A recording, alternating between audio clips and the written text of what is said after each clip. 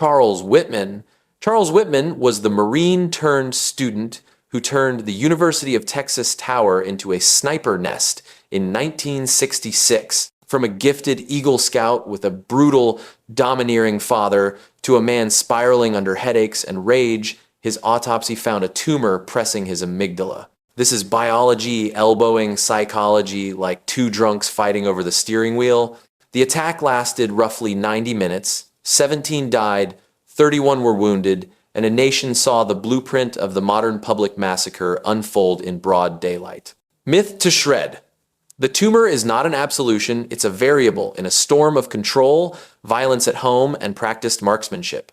The tower wasn't just height, it was theater, the God seat vantage, turning people into specks. And yes, that sick calculus echoes today. The climb up those stairs never ended, it just moved into our headlines. Martin Bryant. Martin Bryant was the Port Arthur killer whose rampage forced a country to blink hard and change the law. A chaotic childhood, low-measured IQ, cruelty to animals, and a paper trail of social dysfunction converged into a blast of random devastation in Tasmania.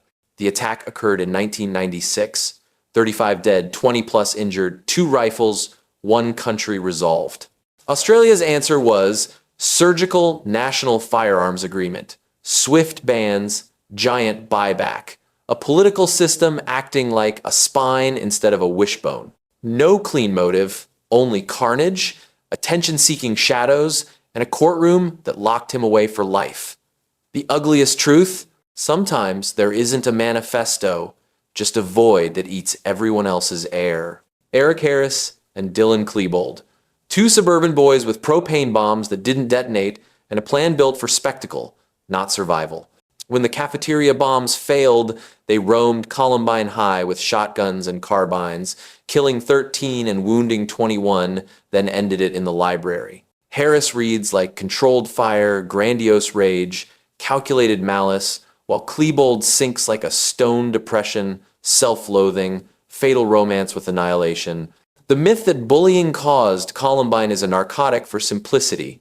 This was grievance alchemy fused with fantasy and access. The template that metastasized into 1,000 copycat whispers.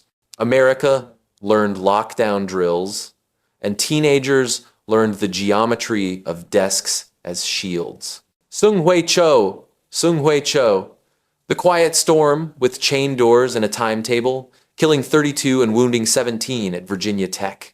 Diagnosed with selective mutism and depression, flagged as a danger to himself, released to outpatient treatment that likely never happened, paper guardians that never stood up.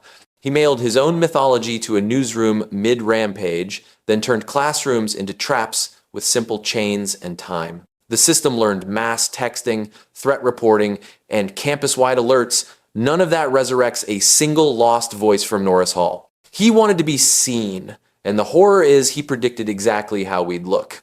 Nidal Hassan. An army psychiatrist who snapped his Hippocratic oath over his knee and opened fire at Fort Hood, killing 13, wounding 30+. Contacts with extremist clerics, ideology braided with personal grievance, and a workplace that flagged smoke while bureaucracy debated if it was fog. He represented himself at trial, declared his allegiance, and earned a death sentence that reads like history's gritted teeth. Soldier against soldiers. There's a special kind of betrayal that carves scars in institutions. Trust bleeds slower than bodies, and it takes longer to stitch. Anders Breivik. Anders Breivik, the manifesto drunk extremist who split Norway's day into a bomb in Oslo and a rifle on Utoya. 77 dead, a nation staggered, and a courtroom arguing sanity with a man who wanted the argument televised. He weaponized the police costume, the ferry, the panic, small details as deadly as bullets. Norway gave him maximum preventative detention with renewals, a cold, legal quarantine against his fantasy of martyrdom. He wasn't a lone wolf.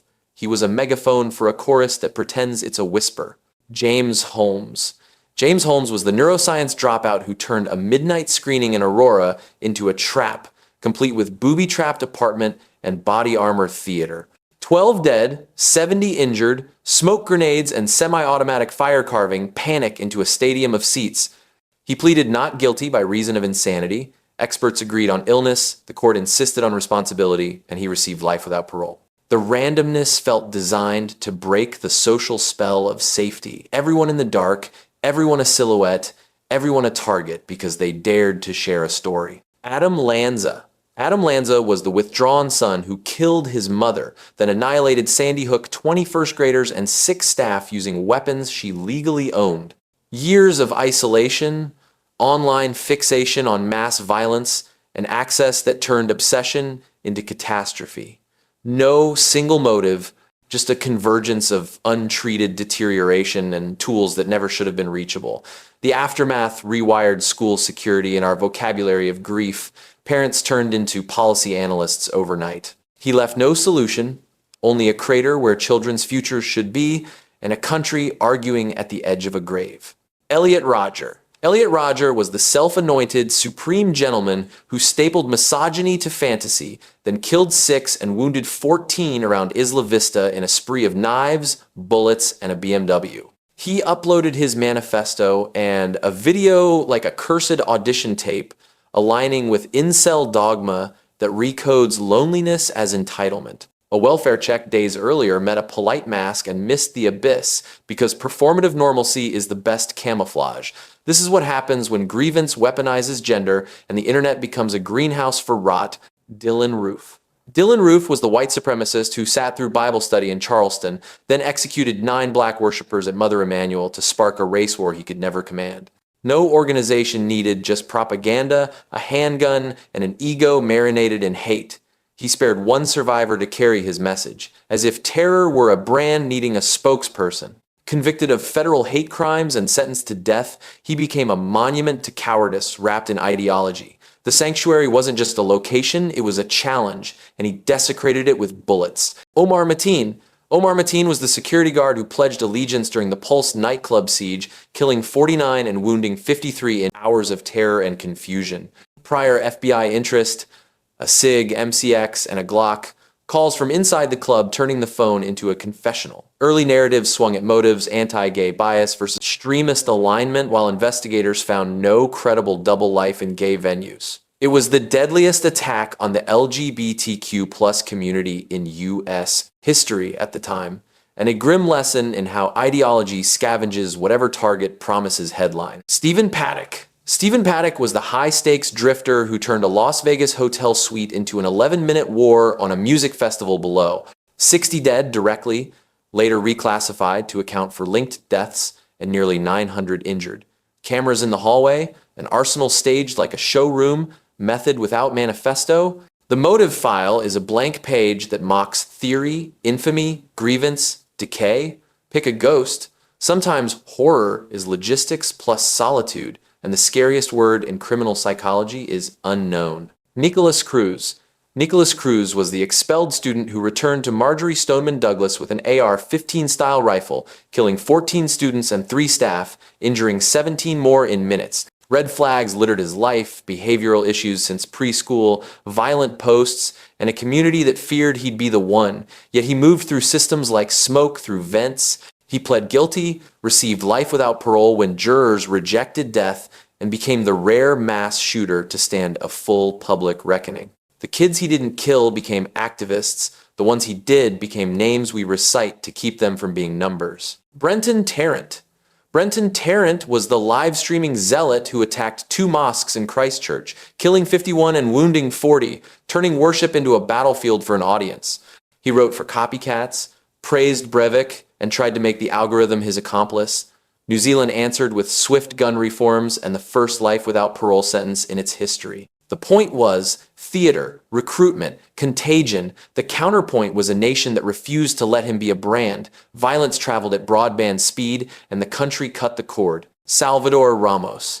Salvador Ramos was the teenager who shot his grandmother, then murdered 19 children and 2 teachers in Uvalde, while nearly 400 responders stalled in a hallway that history won't forgive. Legal AR-style rifles bought days after turning 18, telegraphed intentions online, and a door that became a deadline while phones whispered for help. Investigations read like a manual of what not to do. Communication collapse, leadership vacuum, urgency missing in action.